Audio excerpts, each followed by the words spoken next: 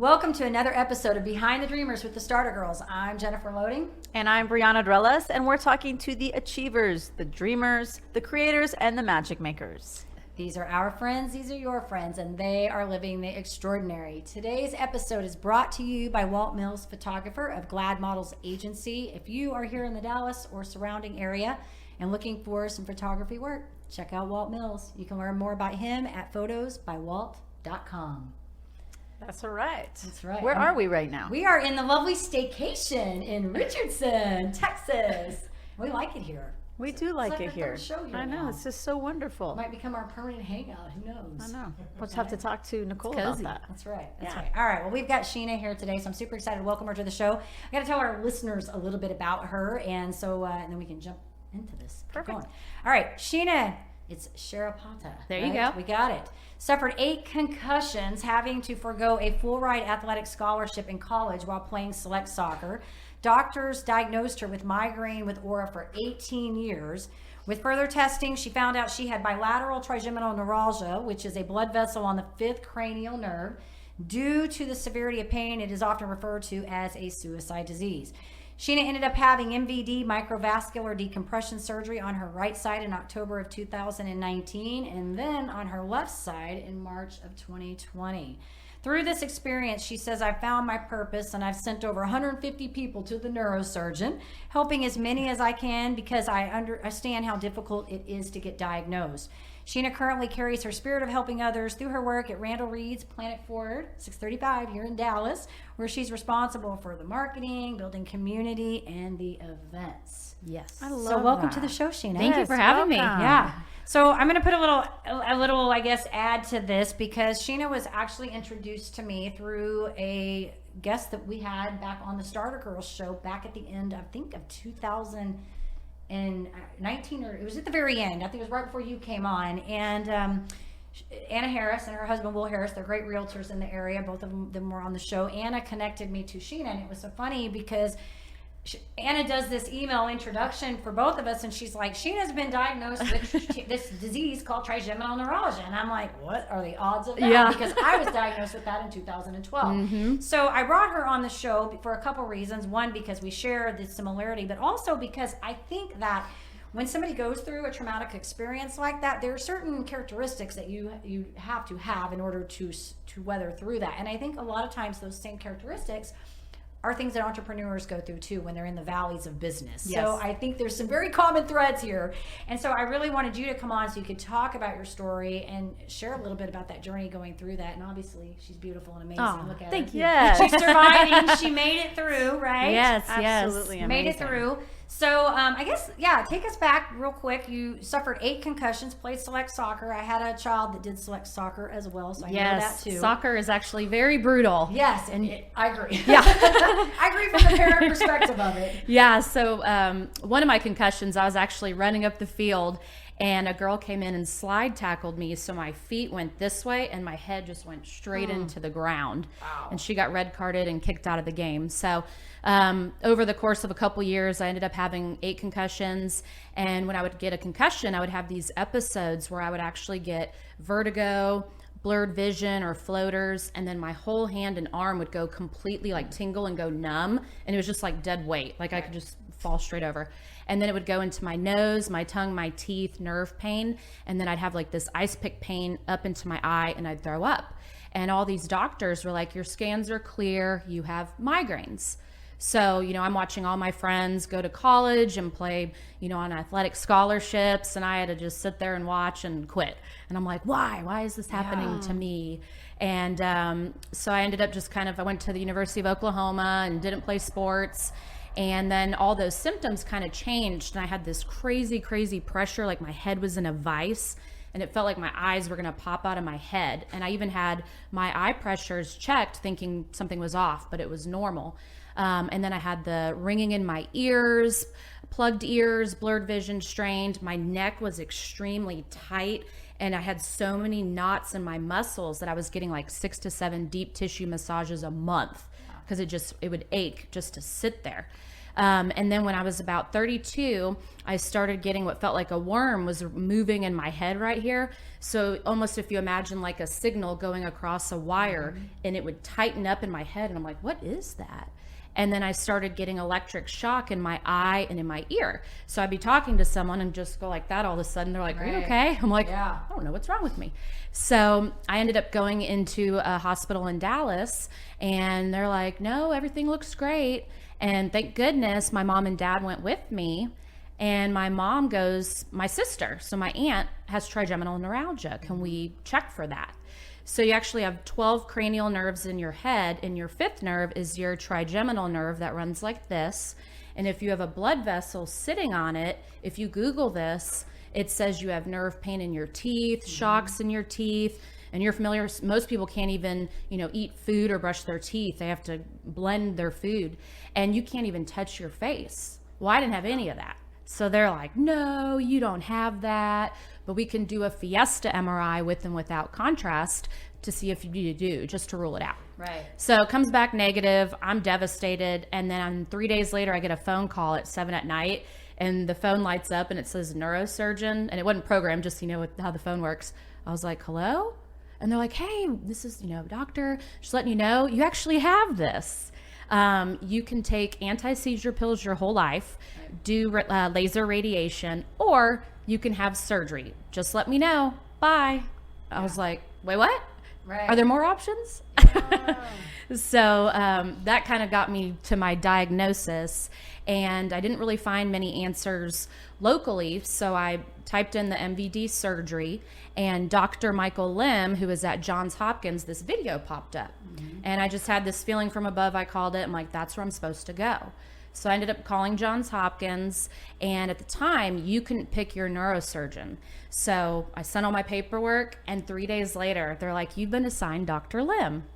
And I'm like, okay, this is meant to be. It's amazing. Yeah. So I'm stubborn and booked a flight for 7 a.m., then flew out there, had like a 2 o'clock appointment, and flew back 7 o'clock at night by myself. So Ubered to Johns Hopkins, had the appointment, and he's like, I can help your shocks and stabs, but I don't know about any of this other stuff.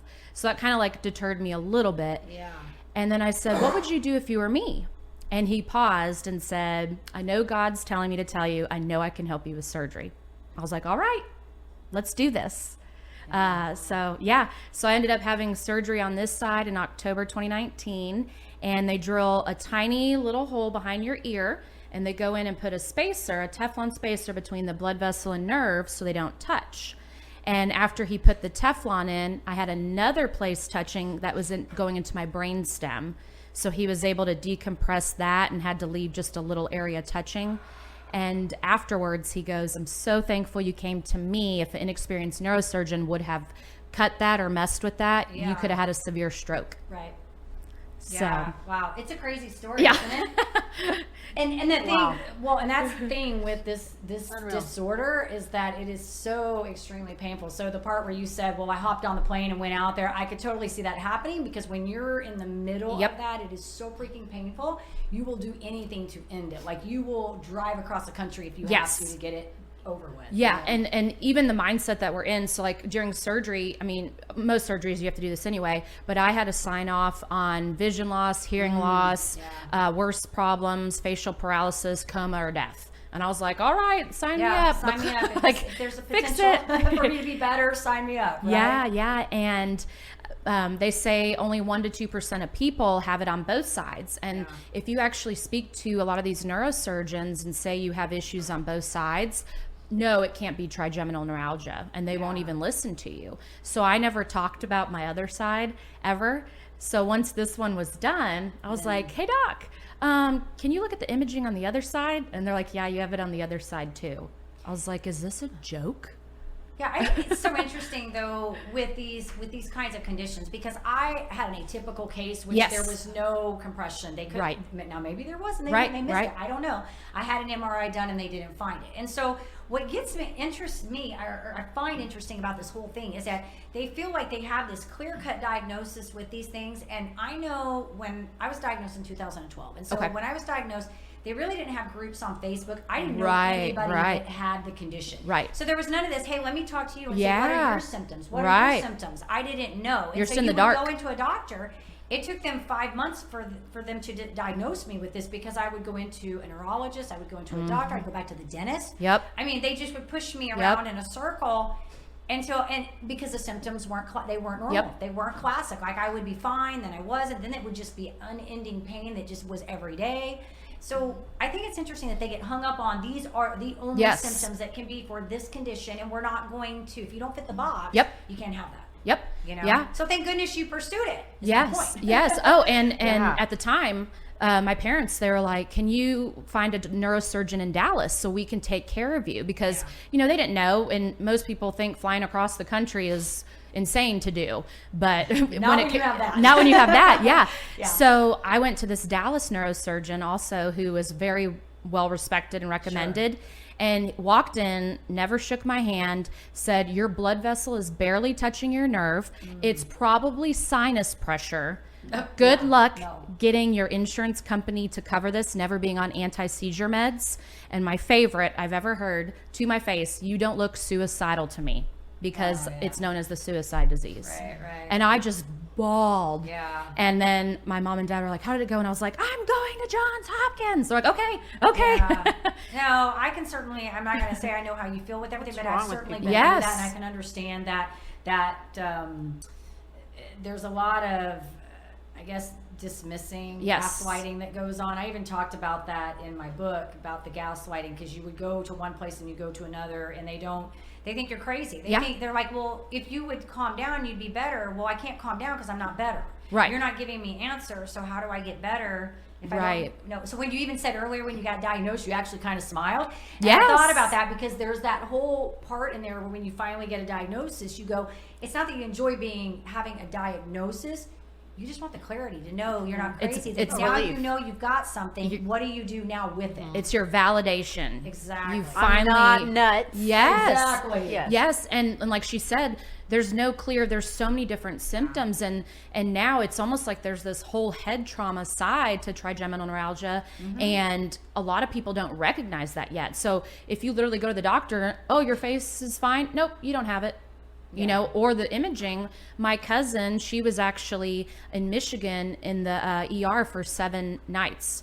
Concussions, cheerleading, and then she goes, look, I need to be tested for this. My cousin has this, her mom has it, and they look it all over like, nope, you're good. We don't see anything. So, you know, anyone would normally respect the doctor, and she was devastated. I said, Erin, this just means that you need to go to Dr. Lim. Yeah, you need to get moving. So she sent the MRI there, and he found 2 places touching, and she had surgery. Yeah. I think you have to be an My advocate goodness for your own health. gracious. Yeah. Because I don't like to say all doctors are sloppy, but I think it's a system, and you go in and then you have 15 to 30 minutes Yeah. to tell your story, and they don't even know all the pieces to it. They know what you're telling them right there, and if it doesn't fit in their little book Right. that they flip open in that process, no, you're done. Well, no, you're in severe pain. And the thing with nerves is nerves can do all kinds of things. Right. Like this idea that we have that you have to have something compressing on something. A nerve can go bad. Like you can do something to something. You know, like cut your finger, you're gonna feel nerve pain. You know, so I think you have to be an advocate for your health, and I certainly can respect that. And the fact that you went through both of those surgeries, because I'm well aware of those surgeries, not something I had to do. But I am well aware, because we talked about all the different options. Right. Of doing. And even everything you've done, if you're able to do that without surgery, like 100%, that is like, do that, you know. I was very lucky, but I will say I was very lucky in mine, but it wasn't an easy feat, and I still have nothing like that anymore, but I still have flare-ups every once in a while. Right. With it. Because mine's atypical. There's no real fit case to that, so you can't look at it and go, let me look at the MRI and find the exact spot where it's doing that. Right. You know? And there's a lot of things that you talked about concussions. You hear a lot of people come out of the dentist with it. They go in, have a dental procedure, and all of a sudden they have trigeminal neuralgia. Right. And they'll say it was already there. And Right. I don't know that I necessarily think that. I don't either. But I do think there's something too with those migraines and the aura. Yeah. And that's what's scary, is more of the traditional, what is well known or what's on Google, is from a bad root canal or the tooth pulled and they're damaging the nerve. And it's like, who knew, like, going to the dentist that could happen. Yeah, I didn't. And a lot of people think, I'm getting chills right now. Thinking, yeah. I hate going to the dentist. Yeah. Like, I'm scared. Yeah. I get nervous every time I have to go to the dentist. Yeah, And and especially if they say work. yeah. We got to do dental work. What side are you? Yes. Like, where? Is it the front, the back, where? Yeah, where? And there's people who have gotten 2, 3, 4 teeth pulled thinking that's what the problem is. And it's really this branch of the nerve that's running right there. But now with the head trauma, most of these people are having it bilateral who have the head trauma. And that makes sense. Yeah. That absolutely Yeah. makes sense. Crazy stuff. You're amazing. I So try. yeah, I kind of want to ask you a question here. Like, what did you learn in going through this? What did you learn about yourself in this process? Oh, Because gosh. this is hard. Yeah, the biggest thing is mindset. So anyone who goes through surgery, I'm like, look, this is all about speaking into existence, faith, positivity, and mindset, and God, obviously. So there was a part of the process where, I was like, why is this happening? Sure. And then I call it my voice. I'm like, I hear from above, and it was like, okay, just get the surgery done. Everything is going to be okay. And then on the second one, it was like, get the surgery done, show that you can be bilateral, spread awareness, and go start a nonprofit. I was like, what? I don't have time for that, but hopefully that'll be coming soon. But I've learned that we have no control, and that you have to let go and let God. That's my new motto in life. So I used to stress about a lot of things, and what if this is going on at work, or what if this is going on in life? And I'm like, you know what? Sometimes things happen to us and they're horrible. Mm-hmm. But me going through this whole experience has allowed me the opportunity to now help hundreds of people. Yeah. So it's kind of like, if you're going through something bad, look for the positive, look for the opportunity, and where can you help other people in this? I think that's so good because, when you go through hard stuff, they call that a suicide disease because it's extremely painful. And the problem, I remember me, like when mine first started, I went to this, I love acupuncture is my go-to every time I have something. And I went to an acupuncturist, and I remember him telling me, this was like the first 2 weeks I was in this, he said, anytime you deal with chronic pain for more than 2 weeks, it starts affecting your mental state. It starts playing on you. And I talked about this in my book, about some of the mental stuff that I went through, and how if I remember, thinking like if there had been a gun sitting on the island, I would have just been done. Like I would have just put myself out of it. It was so painful. But I think you learned some valuable lessons in that. And I think, it taught me a lot about grit and persistence and being an advocate for my own health and really not taking the first piece of something that comes, if somebody says something and I don't feel good about that, I'm going to keep digging and researching. So I think you said some really good things there about mindset. And I think the mindset has to be that no matter what you're going through, you're an advocate for who you are, whatever it is you're going through. You know your own pain and you know your worth, and you have to persist and go through that. So I think you learned some really good things there. It's just like a lot of people say, what if, like, what if I get fired, or what if this doesn't work, or what if, and I'm like, well, what if good things happen? What if it does work? What if you do get the raise? So it's like, you got to do the self-talk and be positive. Yeah. And take the risk. Yeah, definitely. So I kind of think we should lead this into what you're doing with the Planet Forward, because you talked about this with me and you shared it on here, so I didn't even have to bring it up about this, creating this nonprofit, and you're sending like all these people to this doctor. I mean, how amazing is that? You're like a walking billboard for this, right? Yes. So I can tell, just by listening to you that you're very much in community and giving back and helping. And so tell us a little bit about what you're doing with this over at Planet Ford. What's all going on? What is Planet Ford? Yeah, tell us all about it. So Planet Ford 635, it's a Ford dealership. We're in Garland. And then we have an aftermarket lifted truck company, which is called Rad Rides. So you can buy a truck through us. And then if you want to put like a lift, wheels, tires, bumpers, lights, whatever you want, outfit it. So I do all of our events. And originally, I've been there almost 7 years. Originally, when I started on, we were kind of just attending, luncheons and kind of sponsoring certain things. And then one day we were like, well, let's just do our own golf tournament. And that's developed into 2 golf tournaments and 3 shoots. And each of these events, we are able to donate back about $50,000 to a different veteran nonprofit that's local in DFW. And for anyone listening, LinkedIn is where I do all the work. So basically connecting with all these companies on LinkedIn, reaching out to them and getting them to support the events. And then when they learn about the nonprofit, they want to get involved. And then we kind of grow that each year. I keep seeing her Love pictures that. all over social network. She's like all over the place. That's so great. Yeah. You were just in Vegas not too long ago, am I correct? Yeah, we had a big SHOT Show, so that was a big convention, and one of the big Bronco builds we did was actually out there in the booth.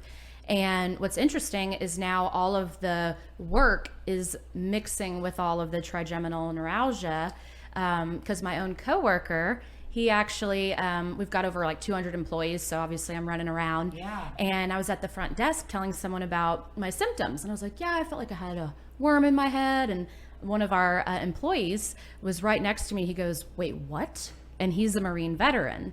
And he goes, I feel like I have that in my head. What's wrong with you? I've been trying to figure this out for 6 years. So he got the imaging, he has it, and he had surgery. That worm thing is real. I know what Yes. you're talking about. Yes. I get it every once in a while. It's not bad. I don't necessarily have pain with it. It just feels this weird, odd sensation. Yeah, it's like a tightening, and you feel Yeah. it moving, and you're like, what is that? Yeah, and even when I get migraines, like I don't have migraines very often. I had one a few weeks ago, which was so weird because I get the aura, but I don't get the head pain any longer. I used to get the head pain really bad, and then I would throw up, and I'd be sick all day, and then I'd have to have like the post-drome. I'd have another 24 hours where I would just be exhausted from the pain. But now I just get the aura. And then I can't see because it'll start like in the center and it moves across. I have to wait for it to go. It's like 20 minutes. You can't see for like 30 minutes, like in your eye. Because it's like somebody's shining a flashlight. And, Yes. But then I won't have any pain after that and I'm fine. I'll just go function. And I always, before that happens, I always kind of feel a little weird. Like I just Yes, feel you're off. like, something's wrong. I'm either really irritable or Yes. really excited or just feel off. Yeah, and you're like, I feel like my vision's not you get those? focusing. No, I don't. Well, She's like, thank God. No, I'm just like thinking, Yeah. because my sister gets migraines. Okay, so I'm she might have it. Yeah. But I'm literally thinking, God, I wonder if she's got trigeminal neuralgia. Hook her up with the Yeah. Hook her up with the scalp. And that's what's so difficult about this is like you look at someone like her or me and you're like, oh, they look fine. Yeah. And you don't realize what all someone is facing, and then even when I had my surgeries, I was at work and I'm like, okay, I gotta leave on Wednesday. And someone's at work is like, man, the traffic was horrible this morning, this day. And I'm like, I'm about to go have a hole drilled in my head, and you're trying to balance all of that. Well, it certainly does put a new perspective on life. I'm telling you, listen to somebody else and you're thinking, oh, you got it bad. Let me go put a hole in your head. Yeah. Put a drill in your head. It's like, you don't know what bad is. Yeah. Well, let me pass that disease on to you for a while, right? Yeah. I think you're amazing. You got Thank great you. energy and you're obviously doing well. I had another really good question I wanted to ask you. Well, I was just going to ask, because this focus on positivity and speaking things into life, all of that, God, you've been through a lot. So I know that you've had days where you're like, this sucks. Yeah. This is really hard. When the going got tough for you, how were you able to flip it, and flip the script for yourself? That's good. Yeah. Gosh, I think the hardest part was when I didn't have the diagnosis, because I was like, this is just what it is.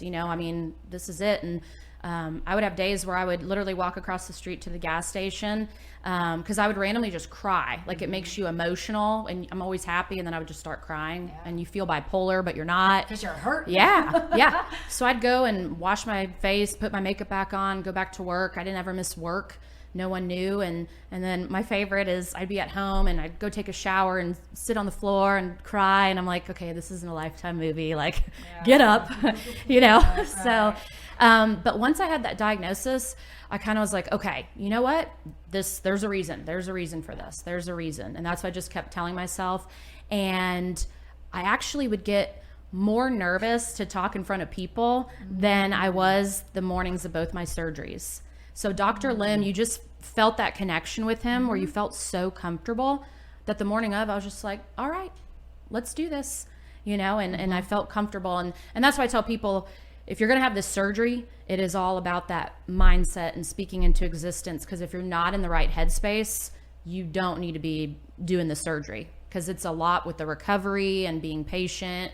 And, it's scary because you wake up and, you could be dizzy or have, still have shocks. And a lot of people think it didn't work, Right. I learned to have a really high pain tolerance because most people are off anywhere from 4 to 12 weeks. And then I was back at work after 2 weeks on both sides. Oh, wow. Yeah. Oh, So, but amazing. But when I went through this, I had no clue. Like when I woke up, it was, okay, does everything work the same? What's going on? So now all these people are reaching out on social media, and then I'll offer my advice for pre and post-op and say, this is what helped me the best.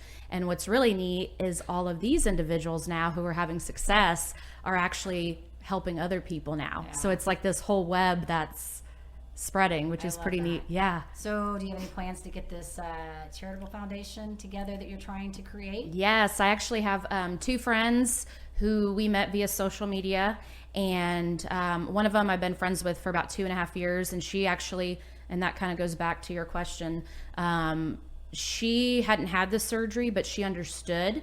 And we had never met, and for 2.5 years we were messaging. And when I had really hard days, I would just message her and she would respond to me, and vice versa. And after I had my 2 surgeries, she's like, okay, I can do it now. You're okay, you're still living. So she had surgery, so she's going to be involved. And then I have another friend who had surgery in New York and found me on social media, and she's like, something's not right. And she couldn't stand for more than like 5 minutes. Her heart rate would spike up 40 beats per minute, metal taste in her mouth. Her neurosurgeon stopped talking to her. Really? Yes. Wow. She ends up flying to Dr. Lim, laying down. She had a titanium plate instead of the bone cement. The plate was coming out of her head. Oh, I remember. Oh, wow. Yes. I remember you telling me about this. Wow. Yes. She goes in for emergency surgery. He takes the plate out. She has a CSF leak. He does the bone cement, and 1 week later, I get a selfie of her at the soccer field with her kids. And I'm like, that is what it's about. If you have migraines, yes, or aura, any of the above, you or need zaps. to connect with this gal so she can connect you to Dr. Lim. Yes. For sure. And just so everyone knows, obviously, Dr. Lim, he's now at Stanford in California.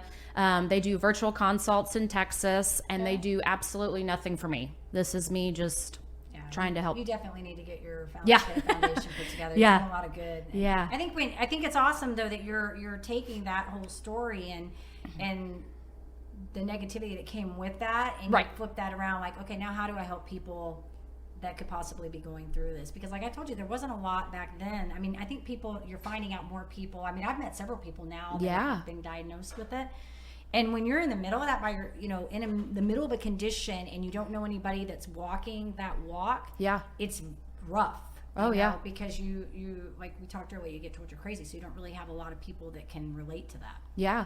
So, and there's so many doctors, like my friend. I mean, they go somewhere and there's plates coming out of people's heads. Or I have another friend who had surgery in Germany, and she flew to Dr. Lim, and when they went in there were 2 veins wrapped around her nerves, suffocating it, that they never even addressed. Yeah. So he just cauterized them, and then she was good. Better. Yeah. What? So it's like you can't crazy. You can't just go anywhere. This guy's a miracle worker. Yeah. Yes. So you learn something new every day. I've learned a lot of amazing things. Well, and for me, I'm in the camp of, I don't get it that you have migraines. Like, are they really that painful, or is it really that debilitating? And like, suck it up, right? Yeah. And I mean, I wouldn't say that to my sister, of course. Yeah. And I've had a migraine once in my life, and that's the only thing that I could think of in terms of me being, sympathetic about it. Because once I experienced it, I was like, whoa, like this is real. And there's even a part, I forgot this part, but I would get here. Like I would ice my eye and ice my neck, and it was the part of the nerve here and here. Yes. And basically it feels like someone's pulling a rubber band in your head like that for 48 hours. Yeah. Oh. And you just ice to try to make it go away. It's awful. Yeah, it's definitely not a fun disorder. So I'm absolutely glad that you are feeling better and got what you needed to take care of that. And that you're spreading so much awareness, and it's beautiful. Thank you. It really is. It's a blessing. I mean, just to be able to help people. I mean, you obviously have been through it. Yeah. So. Not fun. I think we should do some fun rapid fire. Okay, let's do some fun rapid fire. This has been good, Sheena. And I think anybody out there that is, that, like I said, has migraines, wants to look into that further. I mean, because I think a lot of people get diagnosed with migraines and they're just told they have migraines and the deal, Right. So maybe they need to explore that and see, Yes. That is And a possibility. also, a lot of different doctors, based on who they go to, will say you have to take these meds for a year or 2 years before we'll even look at. And I'm like, and those people are on disability and they can't function or work and have to quit their careers. So it's like, you don't have to go that route, you know. We need to connect There are them to. options. That's right. All right, so let's do some fun rapid fire. You want to start? Yes. Okay. I would love to know, tacos or pizza? Tacos. Tacos sounds so good right now. Food. We got lots of Mexican food. I tell you, That's like me. that's always comes up is the Mexican food. Okay. First concert you ever went to? Oh, Keep coming back I'm to embarrassed by this one. Backstreet Boys. Streets back. All right. I heard them the other day and I was like jamming out to them. But then I caught your New Kids on the Block the other day and I'm like, I was watching, they keep popping up in my TikTok. I'm like, why do New Kids on the Block keep coming in my They're TikTok? about to be on tour. Yeah, apparently they want me to see it. I was a little older, so they weren't mine. That was her jam. That was my jam. My sister liked them, I think, too. So, Oh, Coke or Pepsi? Coke. good answer. All right, favorite destination spot? I would say where I've been recently, Key West. Oh, It's fun. very cool. This will be our last question. Go for it. If you could be any animal, what would you be? Any animal. That's a good one. We haven't done this one in a while. I don't know why a cheetah popped in my head I for told some her to reason. say a cheetah. I was like, she's going to say a lion, cheetah, something. I could totally see it. Meow. Yeah. You need to put some cheetah boots on or Yeah. something, you know? This is good. It's fun. All right. So if our guests wanted to connect with you, where do you want us to send them so they can find you? Probably Facebook, just under my name. So Sheena Sharapata, LinkedIn. That's a big one. I'm working on getting a website, but for now, just for social. We're going to be cheering you on to get Yeah. that foundation created. And if you need any connections on that, like, advice or anything, let me know. We can hook you up with some people. Absolutely. I appreciate it. We're excited for That you. have, a lot of people that have them. So fun Absolutely. stuff. Yes. All right. Well, to our listeners, we want to say if you enjoy our show, please be sure you give us a rating both on iTunes and Facebook because we can't do this without you, and hit the subscribe button on YouTube. That's right. And we would love to leave you with a final thought. This one is from Robert Brault. Enjoy the little things, for one day you may look back and realize they were the big things. That's a good one. I thought that was good for you. Yeah. That is good. That's good. Absolutely. All I right. like that. To live the extraordinary, you have to start, and every start begins with the decision. You guys take care, be safe, and be kind to one another. We will see you next time.